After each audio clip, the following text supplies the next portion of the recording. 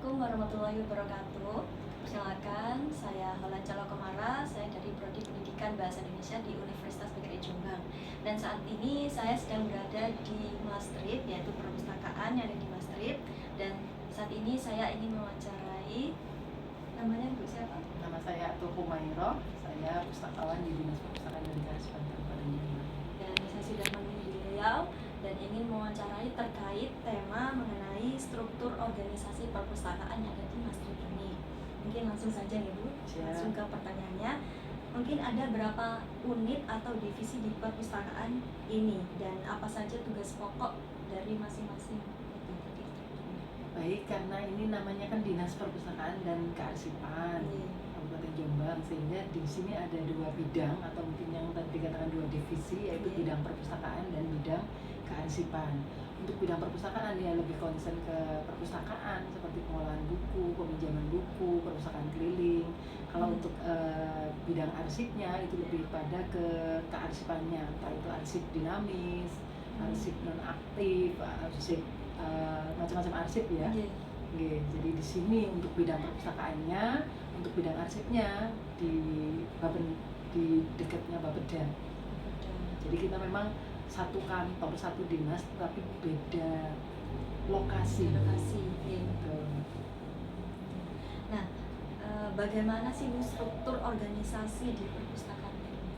Struktur organisasinya bisa dilihat itu ada kepala dinas, lalu tadi ada satu bidang lagi sekretariat untuk bagian kepegawaiannya ya, di situ ada sebagian umum, lalu itu koordinator dan kelompok jabatan fungsional itu yang dulunya itu di bawahnya kepala bidang, di situ kan kepala dinas, ada bidang perpustakaan, bidang kearsipan. Nah itu subkor dan kelompok jabatan fungsional itu kalau dulu namanya kasi atau kepala seksi. Tapi karena sudah ada aturan baru difungsionalkan semua, maka yang tadinya kepala seksi itu berubah menjadi subkoordinator dari kelompok jabatan fungsional. Betul, itu dari tahun 2021. Untuk struktur organisasi. Nanti ini boleh difoto ya? Boleh. Kita lanjut ke pertanyaan selanjutnya nih.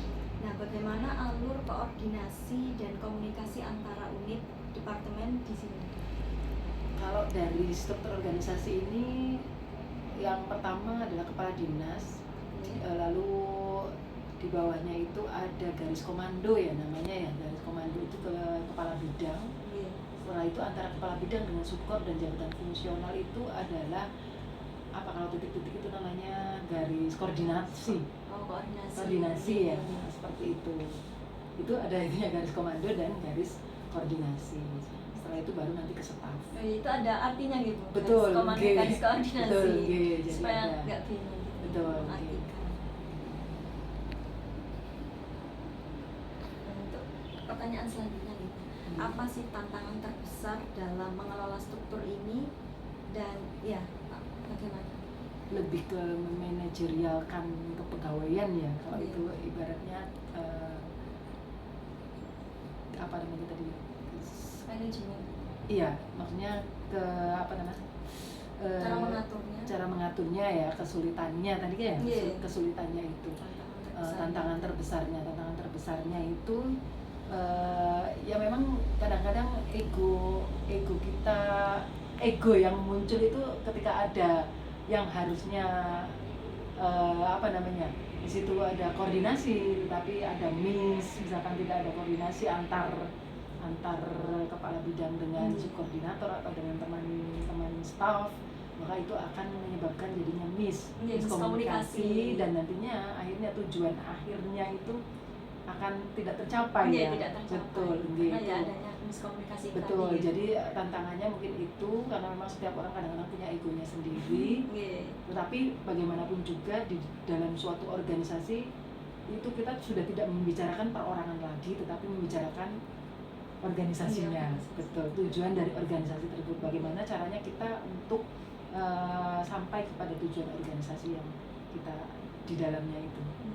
Juga harus bisa saling komunikasi yang baik. Betul, supaya nggak terjadi miskomunikasi. Betul. Ya, mungkin itu saja nih pertanyaannya.